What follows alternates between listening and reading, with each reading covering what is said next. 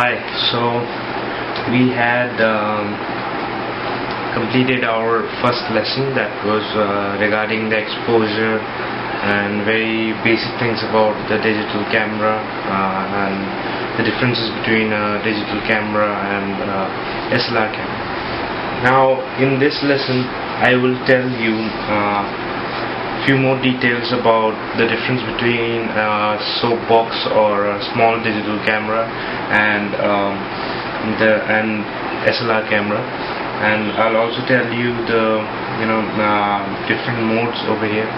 So in the last lesson I told you that aperture value or aperture priority mode, how it works, what is depth of field, how can you add effects to your picture, like you can blur the background and you can keep the subject personified, or you can blur the subject and you can keep the background personified, completely change the complete overlook of the photograph. I told you the creative issues that some photographers have while taking those photos and all. Now in this lesson I will discuss about the mode time value or shutter priority. So the time value mode you will find in this camera is TV, or in some cameras it is S, so that stands for shutter priority. Now what happens in this mode is, in this mode you can freeze action or you can add blur effect. As the name suggests, time value or shutter priority, this mode is mainly for taking photographs of moving objects. Now suppose you want to take a picture of a moving car. Now the car, maybe it might be a racing car, it might be traveling with a very high speed. Now what you want to do is you want to freeze the motion. Like you want to take the picture and you want to make it look like the car is not even moving, you just want to freeze its motion. So what you have to do is, like, you have to go to the mode time value or shutter priority, and you'll have to make the shutter speed very high, that is 1/1000. So when you make the shutter speed of that sort, 1/1000 or 1/5000, something like that, what happens is, like, it freezes the motion completely. So in the same way you can take pictures of very fast moving objects, very fast moving people. It's mostly used in sports photography. Another thing that you can do with shutter priority or time value mode is you can add blur effect. Suppose the same subject, we have a fast moving car. What you want to do is, like, you want to add brushed effect to that car. By brushed effect I mean, when an object is moving, suppose my hand is moving at a very fast speed, you will be able to get a brushed effect of this. Like, I move my hand and I take a picture of this, so what's going to happen, that it's going to leave some some residual image will be there, like it moved from here to here and it will be brushed or blurred in a way. So that's called motion blur, the brushed effect that I'm talking about. So you can add those sort of effects. Suppose you're taking a picture, like I'll give you a second example. You're taking a picture of a waterfall. Now if you take the picture of the waterfall with a very high shutter speed, what's happening over there, like you are freezing the motion over there. So you will capture the water falling. You won't get a feel of free flow. You will get a feel of frozen. The water that is falling from waterfall has frozen. But if you want to get a feel of a free flow kind of feel, like in some high definition photographs, you'll see the waterfall, the water is falling from the waterfall, and it's it looks like foam, it's foaming down the waterfall. So in order to add that sort of effect, what you'll have to do, you'll have to decrease the shutter speed as per your creative requirement. You can decrease the shutter speed, and when you take the photograph, it will give that foamed effect, like the water is falling from the waterfall. So it looks very beautiful. But remember, while using very slow shutter speed, you must use a tripod, because in this mode, time value or shutter priority, the shutter opens and closes and it takes interval of time. So within that time, if you shake your camera a little also, the picture is gonna get messed up. So I will suggest you use a tripod. Keep a tripod with you all the time. I always keep my tripod with me, because these lenses, these are entry-level lenses, and these lenses are not very fast.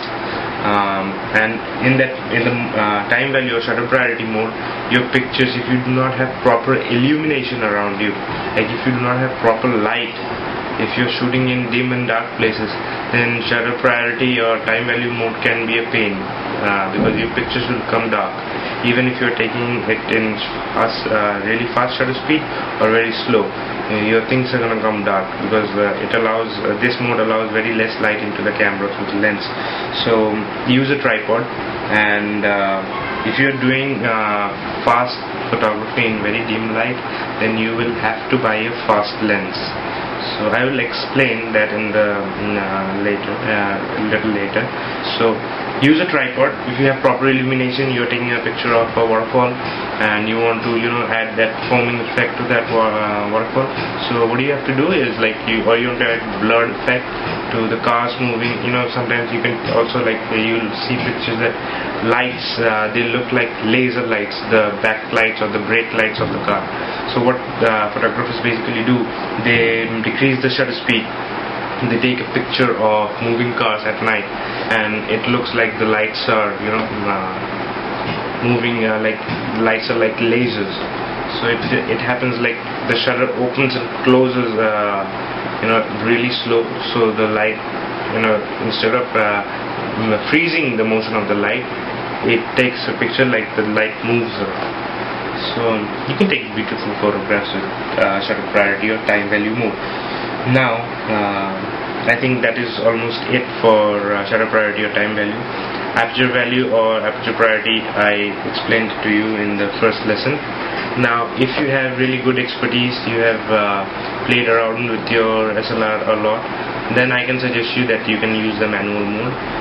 But manual mode is not very much suitable for street photography or instant photography. If you want to take a picture of something instantly, so in manual you'll have to set everything, so that becomes a problem. Now so manual mode is done, aperture value or aperture priority is done, time value or shutter priority is done. So these are the three most important modes, and out of them the most used mode is aperture priority or aperture value mode, and it is the most important mode according to me, according to any photographer.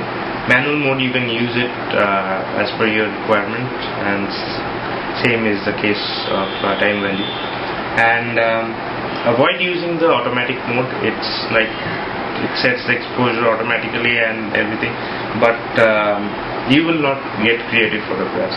And every photographer, their originality is their identity. So if you cannot it's not possible to maintain your originality using the automatic mode. You can just use, no need to invest so much on a digital SLR. You can buy a point and shoot camera, the small SLR soapbox cameras that we call, so you just can take pictures of that. So no need to invest so much. But if you want to take creative photographs and you want to do it professionally, or you have passion for photography, go for an SLR. Use these three modes that I explained, and there are bundles of other modes like portrait and everything. So you can use them, but you can do the same function using aperture priority or aperture value or time value or shutter priority and the manual mode. So these are the three most important modes for photography with a digital SLR camera. Now let's move on to lenses. Like I told you before also, this is 18 to 55mm zoom lens, and it's a standard entry-level lens. It has a variable focal length, and obviously it has a variable aperture since it's a zoom lens. Now there are two types of lenses. One is a zoom lens, another one is a prime lens or a fixed lens. In case of a prime or a fixed lens, you cannot do the zooming over there. I explained it to you before also. You cannot do this zooming over there, and it has a fixed aperture. It has prime lenses basically have very large apertures over there, so you can take really beautiful landscape and portrait photographs using a prime lens. I will suggest, if you are a beginner, go for a 50mm prime. It gives you a lot of liberty with the depth of field. You can experiment with that a lot. And if you want to take really pictures at really dim light, if you do a lot of dim light photography, and if you want to capture really fast moving objects at dark places, then you need to buy a fast lens. Now, the advantages of fast lenses are you can do photography at dim light, you can capture fast moving objects. For sports and telephoto photography, fast lenses are very useful, but there are disadvantages. The disadvantage is a fast lens is really big, it's quite huge, it's very bulky, and the most important thing, it's very expensive. You can just go and inquire in any camera shop for a fast lens. They are very expensive. So choose wisely. Just choose according to your requirement. If you think you really need a fast lens, you can go for a fast lens. I will suggest you, if you buy a bundle pack, you will get a lens like this. I will suggest you keep a 50mm prime with you. It's a very good lens. It's the cheapest lens of Canon. It comes in Indian currency. It comes near about 5,000 to 6,000 Indian rupees, and it's the cheapest lens that Canon EFS offers you. So it's the best lens, according to me, for portrait photography. You cannot zoom into it, so like if you have inaccessible objects, then that lens is not gonna help you out. But if you're taking portraits or you want to do close-ups and all, so what you can do is, like, you can just move in with the camera, like you can manually zoom in, you have to zoom in, then you move in with the camera towards the subject. So it's very beautiful. It lets you work with the depth of field very beautifully. It makes you take beautiful landscape photographs and everything.